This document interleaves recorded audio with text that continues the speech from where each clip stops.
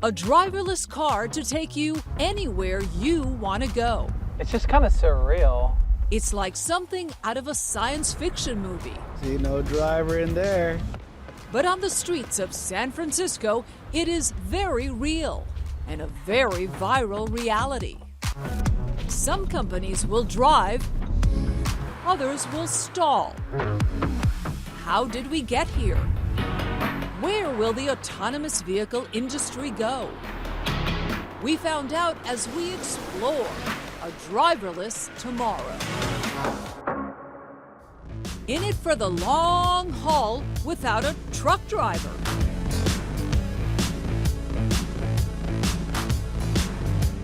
This is the U.S. economy in motion.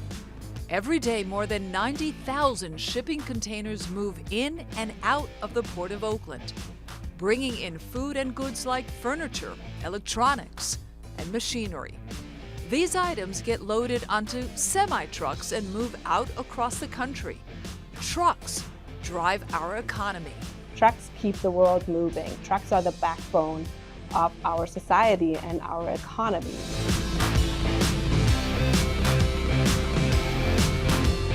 Trucks move nearly 3/4 of the nation's goods through a network of freeways and roads. It can be grueling work for drivers. Some long-distance truckers can drive up to 600 miles in a day, sitting behind the wheel for up to 11 hours. But is there a better way? Hey, Chris. Hi. Chris Urmson is the founder of Aurora, a company developing technology to remove the human driver from trucks and make these large vehicles self-driving. The average person out there will say, oh my gosh, driverless trucks, are you insane? There's no way. It's really rational for people to have doubts. This is something new.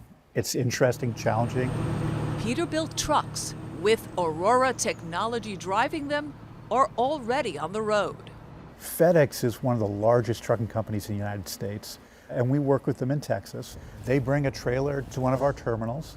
We hook it up to one of our trucks, and then we drive it to the other end, and then they come pick it up and take it where it needs to go.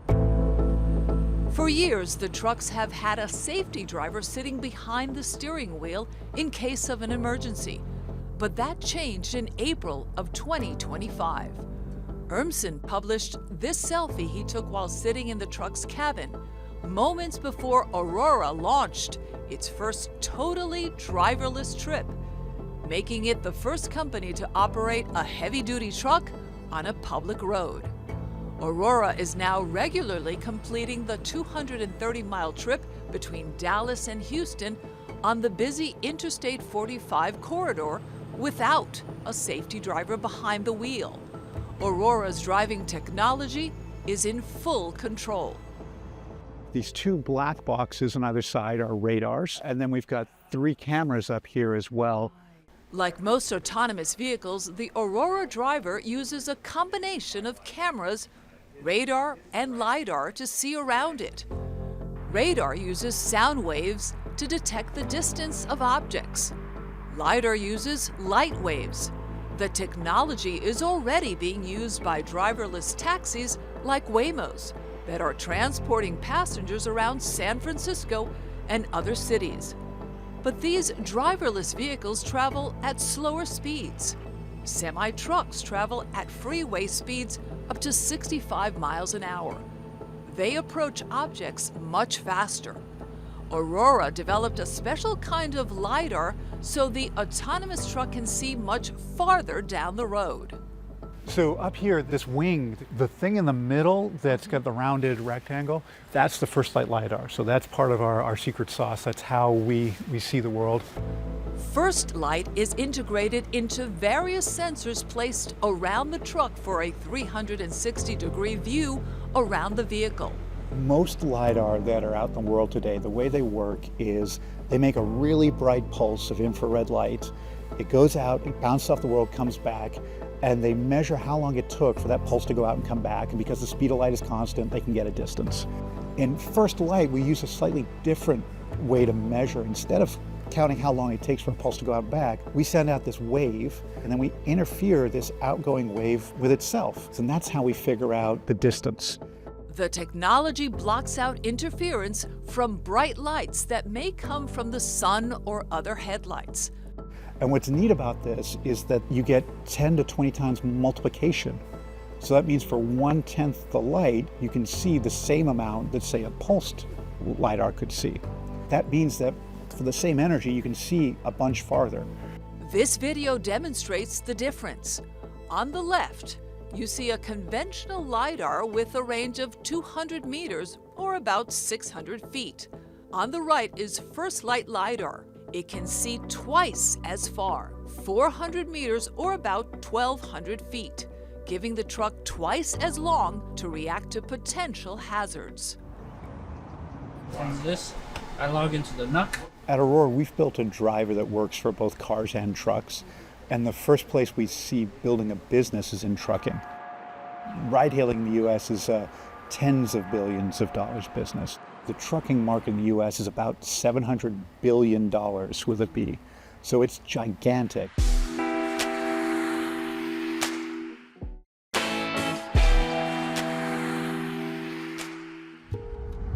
Aurora is not the only autonomous vehicle company wanting a piece of those trucking dollars. Its biggest competitor is Kodiak Robotics. It created an autonomous driver system that can be installed in semi-trucks. Others include Plus AI, which is working to launch factory-built driverless trucks. Daimler Truck has developed a version of its popular Freightliner Cascadia Big Rig that is factory-built to be fully autonomous.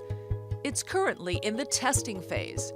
And Gatik provides middle-mile deliveries, using small and medium-sized autonomous trucks to deliver merchandise from warehouses to stores. The earnings potential is huge.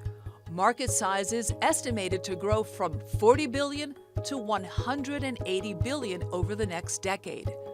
But getting the technology right has been very expensive. Companies that were the darling of the industry ended up going bust.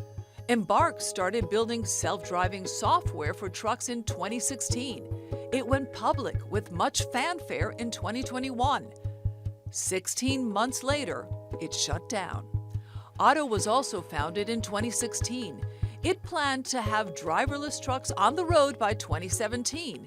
It was bought by Uber, but by 2018, it had shut down. Too Simple was another unicorn. In 2021, it completed an 80-mile test drive from Tucson to Phoenix with no human in the cab. The company was valued at $8.5 billion. But a year later, a Too Simple truck struck a highway center divider. The company shut down U.S. operations following that incident. There have been really mixed fortunes for all kinds of startups and companies that have been working on autonomous driving, because they basically said that the timeline or horizon to get there on the technology was too distant and it was going to cost too much money. Some of this story is financial and some of it is just rethinking the use cases of where autonomous technology is actually going to be able to work in the very real world. Silicon Valley is a hub for autonomous trucking technology. That's not a coincidence. Google is based there. Many of these companies were founded by people who once worked on Google's self-driving car project. Chris Urmson was one of them. He led the Google self-driving car project and later Waymo. He left to start Aurora. The company is an industry leader, but still in the red. In 2024, it lost nearly $750 million, but that was half of what it lost 2 years before. Fortunately for Aurora, it's been able to raise plenty of money to keep operating. Can I ask you how much you have spent with regard to this technology? It'll be billions of dollars yeah. by the time we launch it. Aurora partners with several companies like FedEx, Werner, and Uber Freight. Daimler Truck, which is owned by Mercedes-Benz, partners with Volvo and Waymo. It also bought a stake in Torque Robotics, which was already profitable with its off-road autonomous trucks. We do not want to launch a technology, we really want to launch a business. Daimler is now transforming its best-selling Freightliner trucks an iconic 18-wheeler that has been around for more than 80 years. In 2019, Daimler introduced the Level 2 Freightliner Cascadia. The truck controlled the steering, acceleration, and deceleration. You're running on an interstate, so that means you're running fast. So how you perceive objects needs to be super, super precise. It is now looking at launching a Level 4 Cascadia Semi in 2027. That truck will be built for autonomous driving at the assembly line. In Level 4 driving, you do not have a human as a backup anymore in case of a critical failure. Let's say you lose hydraulic steering power. Now we have systems that can perform that backup and are that security blanket in case something happens with one of those safety critical systems. The federal government has no specific regulations for autonomous trucks. If the vehicle meets general safety standards, it can drive on the nation's roads. Traditionally, the federal government has set vehicle standards and states have set driver's licensing standards. So now that you have the vehicle doing the driving, there's some overlap there. And there's a lot of talk about how to best delineate responsibilities at federal and state level going forward, but it's not a settled question by any stretch.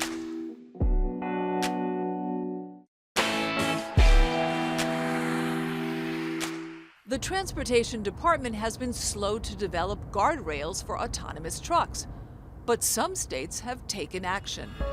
In Michigan, a pilot program is underway on a 3-mile stretch between Detroit and Ann Arbor.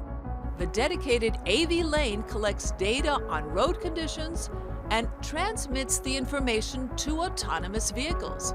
The lane could be expanded to 40 miles, but this approach is not common.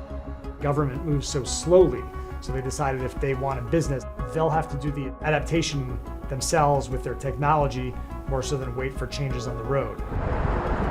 Will some more striping be nice, or filling potholes be nice? That would be helpful for AV companies, but I don't think they're relying on anything to look any different than it does today. 24 states have passed laws allowing driverless vehicles in existing infrastructure. In Texas, the autonomous vehicles themselves are licensed to drive. California is preparing regulation to allow driverless trucks weighing more than 10,000 pounds to be tested on public roads. That's roughly the size of a cargo van.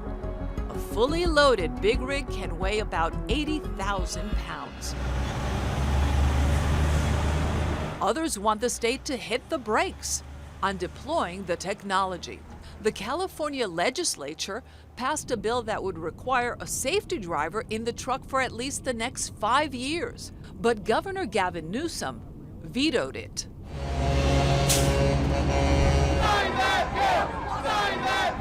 The Teamsters, which represents nearly 600,000 truck drivers, held a march on California's state capitol in Sacramento to urge Governor Gavin Newsom to sign a new version of the bill in 2024. These big corporations want to use autonomous vehicle technology for one reason only, and that's to eliminate jobs. I will continue to fight for our families. The bill was authored by State Assemblywoman Cecilia Aguiar Curry. It's really important so we can put some guardrails on autonomous trucks. The highways are really, really crowded, and we are narrowing the roads, and we want to make sure the safety for the trucks that are going on those. You are right. These highways are very dangerous, but we've seen truck drivers have accidents. So is it about safety or is it about jobs? It's truly about safety. The drivers themselves are a second set of eyes for us, many a time. They can report when there's an accident on the highway, they can pull over and help people out. The concern seems to be about both safety and jobs. Let's look at safety first. Motor vehicle crashes are a major cause of death in the United States. Every year in America, more than 40,000 people die in traffic accidents, which is a terrible number. And if you think about the idea that we would never accept a 747 crashing every week, nobody would ever get on a plane again. But in road transportation, for some reason, that dynamic is different. Data from 2021 shows that speeding was the main cause of deadly crashes involving large trucks. The second most frequent cause was distracted drivers. Yet truck drivers were less likely than the average passenger vehicle driver to be the cause of an accident. People are very concerned about these 80,000-pound trucks going down the highway, and to make sure that they can stop on time. There's not any of us that say we don't want the technology. We just want to make sure this particular item is safe.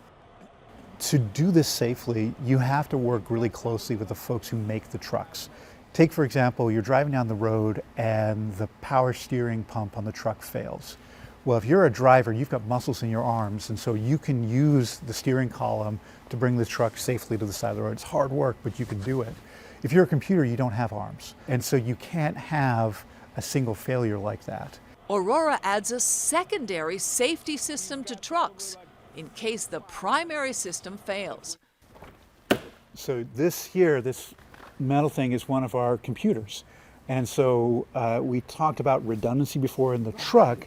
This has actually got redundancy in the computer. So it's got two halves that can check to make sure they're both safe and up and running. And then there's another layer that talks to the truck below that if one of them has a challenge, it can help stop the truck and do something safe. In the future, these backup systems will be built into the truck by the vehicle manufacturer.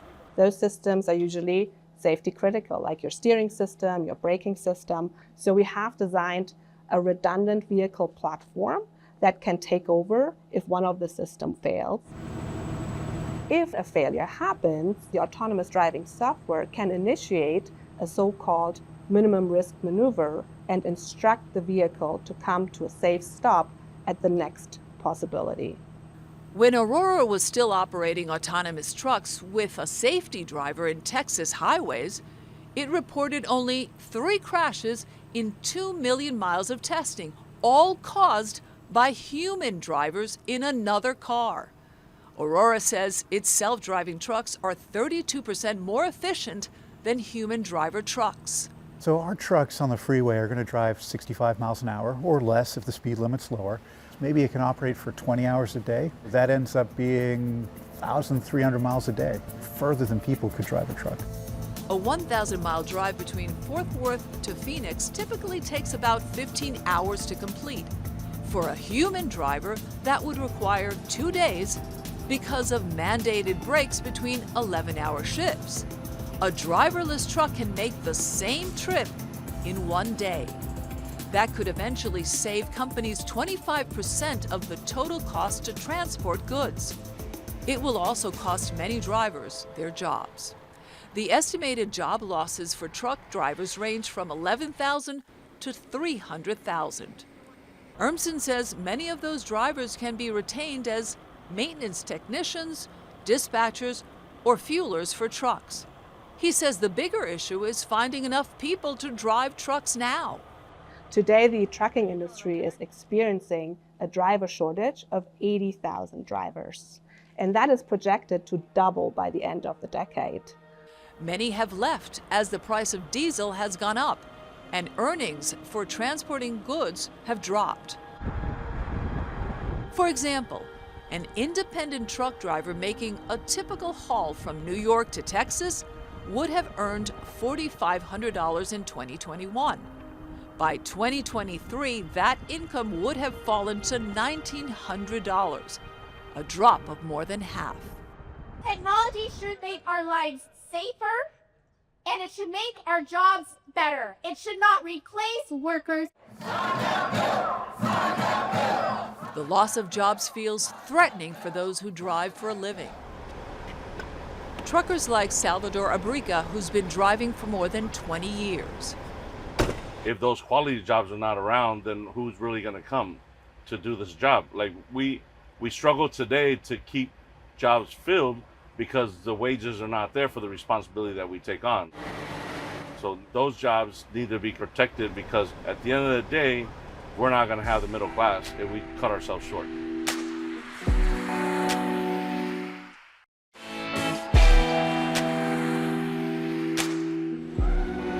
Truck driving is a really important job. Everything that's at your house got moved on a truck someday, and without it, the U.S. economy would collapse. But it's a difficult job. It's a job for long-haul trucking where you're away from family for days or weeks. There's two schools of thought in the way that self-driving trucks will initially deploy. One is they'll be able to go from warehouse to warehouse or dock to warehouse. The other is that they'll need truck ports essentially along interstates where the truck can do the empty calorie miles of interstate driving that are very predictable and boring. Our vision is that those autonomous trucks will be launched from a so-called hub, then go on their autonomous mission over the highway, and then be received at another hub where the load is transferred into a manually driven unit, which then takes the freight to its final destination. All that last mile delivery will still be performed by a human driver, and that actually ensures that those drivers can be home every night with their families. There is a high turnover of truck drivers in the industry. That's a known fact. Now, wouldn't it help to have these driverless trucks and help that shortage? And it will help that as time goes on, absolutely. But you're still going to lose jobs no matter what.